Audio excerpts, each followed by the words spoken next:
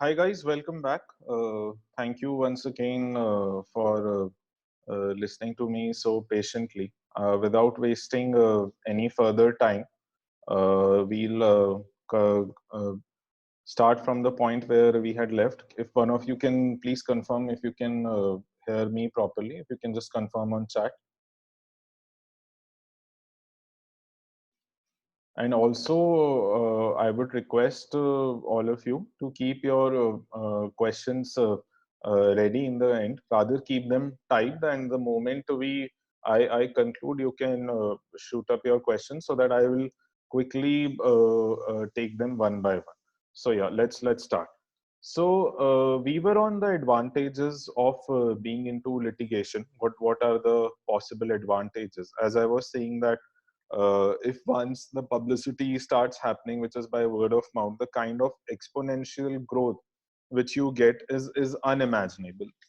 And at the same time, some of the common aspects which relate to both kind of practice areas, I mean something which has something which have always been taught to us since childhood: hard work, honesty, and there is no shortcut either in litigation, scaling up the ladder, or in the corporate setup, in law firms setup, scaling up the ladder.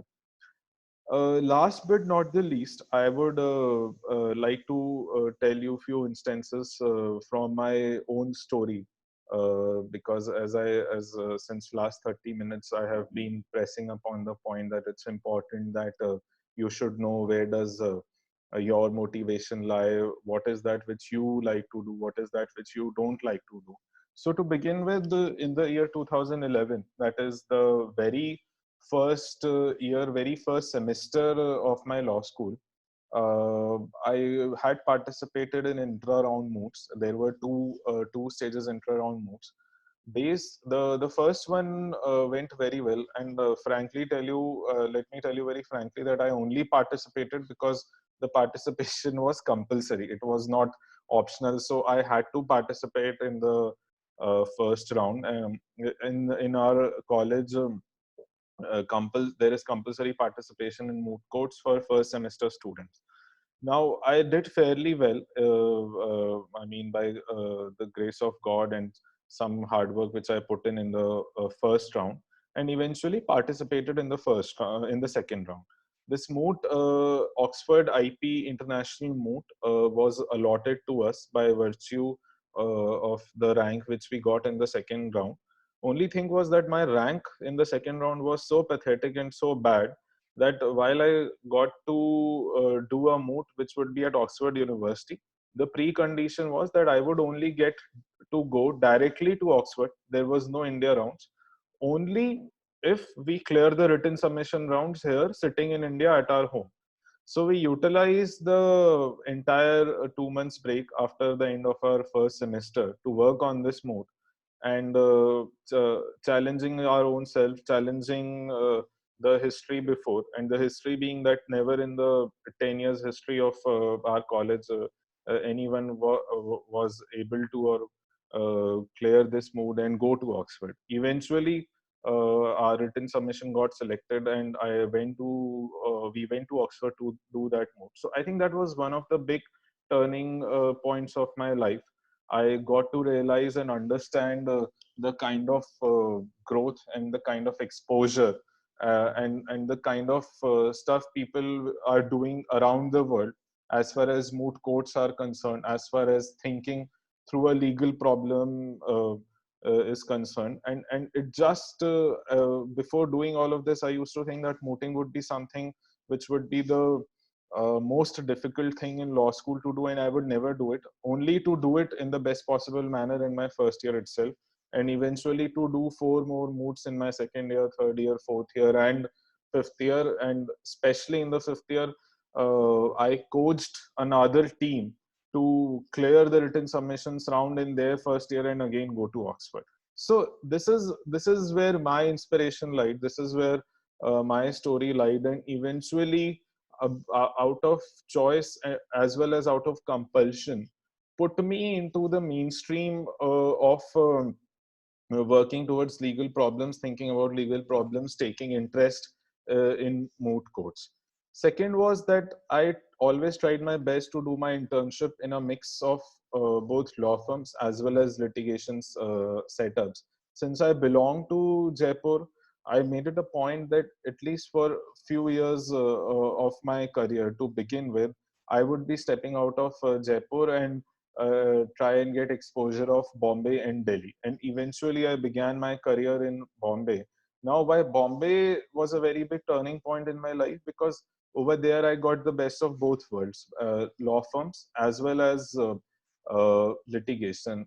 I Why I'm telling you all of this, that it may so happen that some of you might not be able to relate to all of this at all, or some of you might be able to relate to a certain extent, but you all need to focus on your own growth story. All you need to think is that what is that which you like to do, what is that which you don't like to do. And a few things from law school as well, that whenever, for example, evidence was being taught to us in fifth or sixth semester, so I would just love correlating what I had previously already studied in IPC or in CRPC in third and fourth semester. So this is the kind of bent of mind, or this is the kind of analysis which or the approach which one needs to adopt. And this is irrespective whether you want to, or you're trying to go into litigation or in corporate. All of these examples I'm trying to give you to show that to make all of these complicated and big decisions, the approach and the solutions to all this are quite simple. It's only limited to what you do daily as a law student or as a lawyer. And uh, I mean, this goes without saying that I hate being in a comfort zone, and I always like to keep challenging myself with new and with more challenges. So these are few instances from my story which I thought can or might help you in a certain way.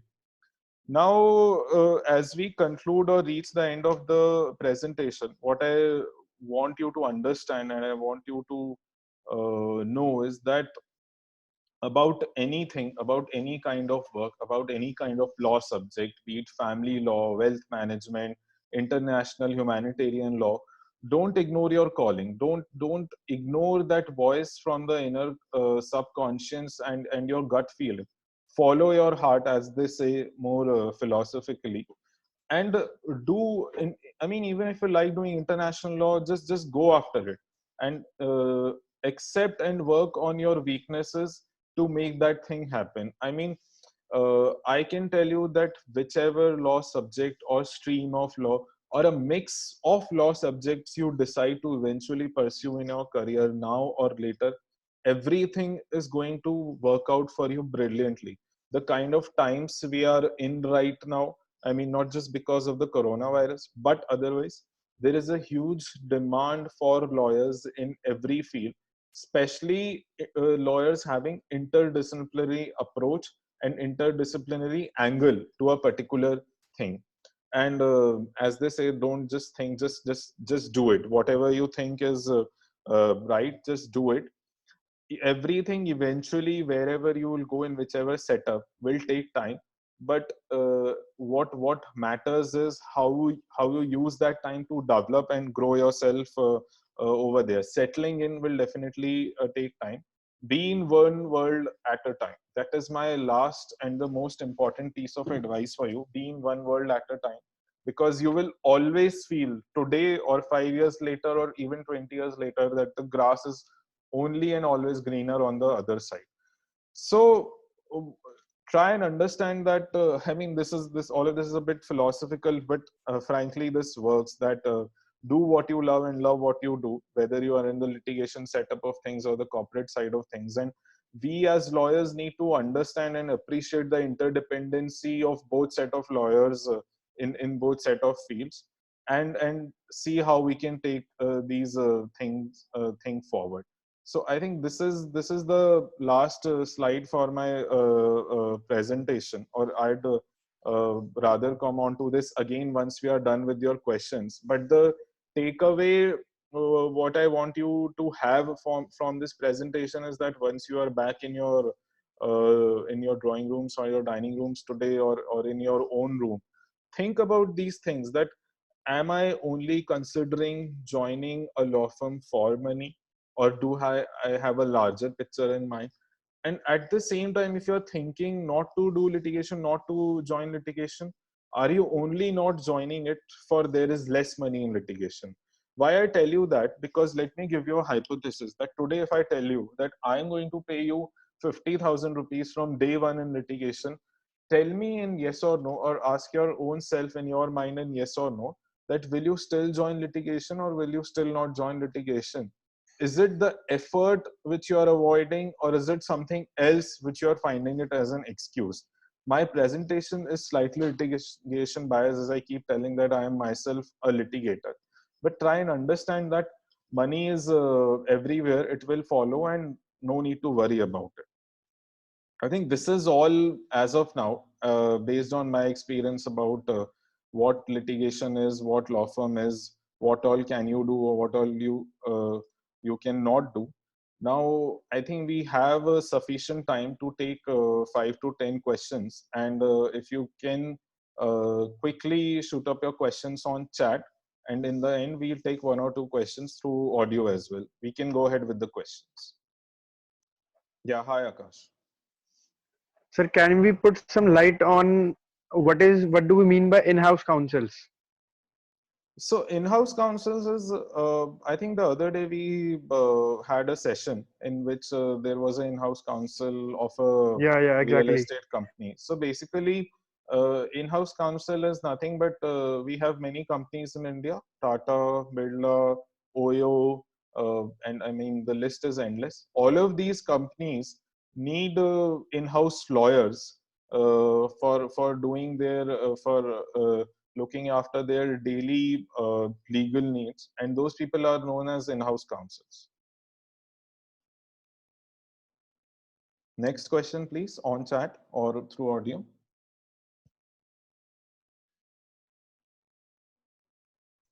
May I know your name, please? Akash. Akash again. Okay. So I think your question is slightly subjective. See, what you're going to do or whether you'll have an opportunity to do something after 5 years will purely depend upon what you have done in those 5 years. I mean, I can't give you a sure shot answer over here that after 5 years you will have an opportunity to do or join somewhere in house. That will depend upon what kind of work you have done in those 5 years. That work relates to what kind of in-house opportunity, and again that in-house is looking for what kind of lawyer, what kind of a profile they are looking. I mean, if you have done real estate, and even that in-house opportunity, in-house firm is a real estate firm, but if they are looking for an M&A lawyer, then definitely it will not work out. Yeah, hi, good Hello. evening. Hi, good evening. Sir, I want to go for judiciary. Okay. Then, like, it's like very like thinking of it practical. Like, I won't be able to clear in a very first year.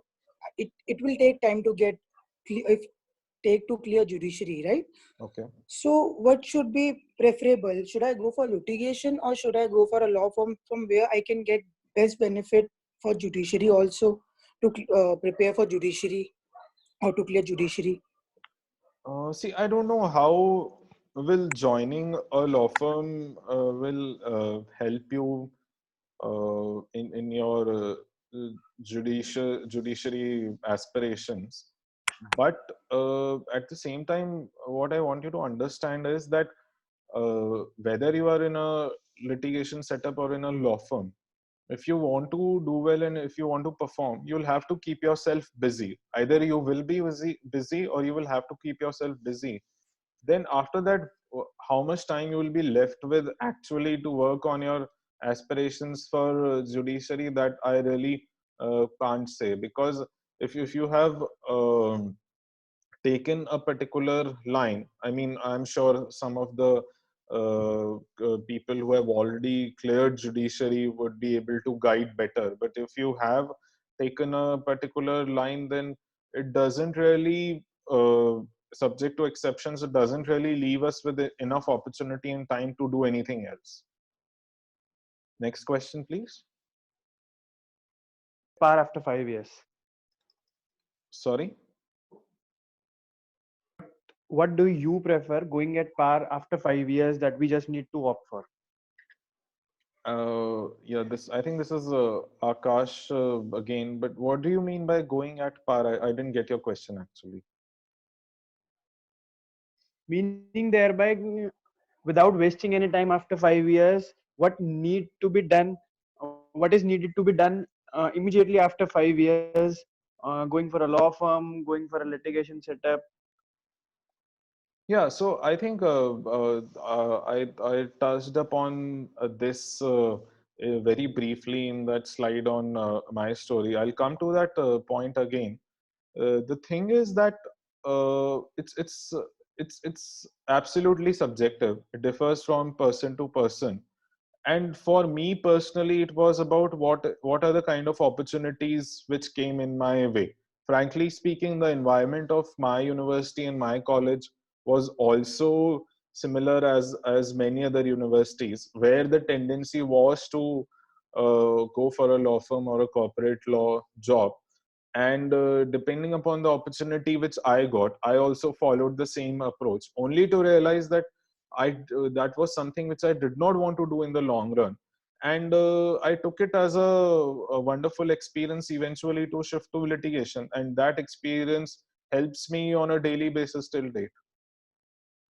So I think that should answer your question. So there is a question from Shubham. So can clearing CS along with LLB help us to enter corporate world more easily? I think having a CS or doing CS gives you more clarity. Gives you more clarity from a compliance perspective, that what you have read in theory, how all of that works practically. Because Companies Act is very huge and very complicated, but being a CS gives your recruiter the added advantage that you will be able to help him with the legal as well as compliance side of things, and to enhance your understanding of the Companies Act and tax, these two subjects. I think CS is quite beneficial. I mean, I must mention over here that I started on that note, but was only able to clear the first round of CS. Never really pursued the second and the third levels. Next question is from Ananya. Please share something more about the working in both types of firms, and how is it different from working in a MNC as a legal advisor or some other legal post. I think uh, to begin with, working in a law firm or working in a litigation setup is the most core areas of work, or the most core areas to do legal work in India. Everything else, I think, comes eventually or comes after that, whether you're working in SEBI, whether you're working in RBI as a legal advisor. Because as I was mentioning earlier, uh, national law schools or 5 years integrated courses were introduced in India to strengthen the bar and bench. And eventually, what happened? They ended up strengthening the bar and bench, but also ended up strengthening the law firm setups as well, which grew parallelly post the advent of 1991 era. So when you work either in a litigation office or in a law firm setup, I think the core legal work which is happening in the country, you get to do that at the lowermost level, at the ground level, or at the highest levels when you work in a law firm or in a litigation office. I think uh, if that addresses your question suitably, Ananya, or you can, if you have a more specific question, I think I'll be able to deal with that better. Till then, we can take Saloni's question, which is, do marks affect the choice of law firm or litigation? See, marks in India, whether you're in 10th standard, 12th standard, or preparing for graduation for judiciary, it's the story of our country that marks always have been and will be the first criteria for elimination. Now, after that, once you have entered into litigation or in a law firm job or anything else, it will only be your performance which will matter, and not anything else. But at an entry point level, yes, marks do matter. Nikhil Anand's question is, what to do for joining at a law firm after 5 years? Is marks important for this? So I think the marks questions I just answered. And if you want to join a law firm, I think there's nothing to be done after 5 years. Your preparation and your beginning starts from third year itself, and in today's scenario, right from first, second year itself. Start identifying the law firms, which law firm is doing what kind of job, and what is that which you are able to relate to more. Start visiting the websites of these law firms, that uh, who is doing what, who is into IPR, who is into corporate, who is into corporate litigation, and know about the industry. Follow Legally India, follow Bar and Bench, follow Live Law, and all of these other websites to know that who is into what, who is doing hotshot matters and what kind of matters, to eventually uh, and how to apply and how to go over there. I think internships is your route to be over there. If that answers your question, you can let me know if you have a further question, Nikhil. The next question is from Prashant, that suppose if you are hiring an associate for a law firm, what is the first thing you would like to see in a candidate applying for a law firm, which would help him for which would help him in the long run? I think it's a very good question. One thing which I would like to personally see is what is his wholesome understanding and assessment of the law. If someone writes that my area is that my area of interest is IPR, I would like to know a few things from him about the latest developments in IPR in the Indian legal market. What is his view about it? What is that which he has done about it? Has he written any research papers or anything else to know or explore that area further? So these are the kind of things which one would like to see in a prospective candidate when hiring is being done. Next question is from Saloni Gautam. So we have heard from our teachers that knowledge is what matters and marks are secondary. This was too said by a lawyer under whom I interned. So I think it's an extension or of your previous question only. Marks will always be a criteria from an entry level point of view, or largely a criteria.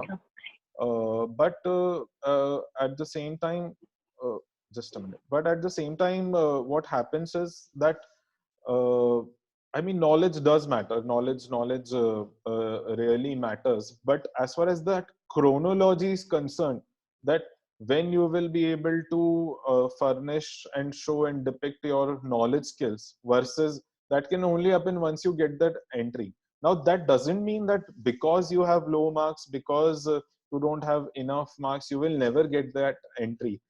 It's important, very important to begin. I mean, the moment you end your fifth year, I must suggest to all of you, don't sit at home. Grab any opportunity with both hands, whatever you get. Make the best out of that opportunity to eventually shift and join wherever you want to join. So this is what my suggestion is to you guys. So once that shift happens, everything else happens. You will never really remember how much did you score in college, as today you don't remember how much did you score in your 10th or in your 12th, if that answers your question. Sure. Question, please. My name is Hello. Yeah, Ariman, please go ahead. Yeah. Hi, sir. I really appreciate you taking out the time and the effort to clear out our doubts. So my question was that is doing LLM after doing your LLB, is doing an LLM, getting an LLM degree really beneficial in getting a job? Does it really help to get a good job or a better job than you would get after doing an LLB? See, just like I mean, I'll try and draw a parallel example that I think the other day in our other session we were discussing about whether the kind of college, whether it's a NLU or a non-NLU, helps in deciding whether you will be a good lawyer or not a good lawyer. I think to a certain extent, same thing applies over here also. if you want to do LLM, do that to further your interest in that particular area. So Ariman, I think I'll have to interrupt you over here because we have some more questions left, and we are running out of time. So maybe we'll have to join on the third session if that's okay with all of you. I have already circulated the link. In that case, should I end this session? Tanvi, if you can just confirm that we'll end this session and people can join on the third one.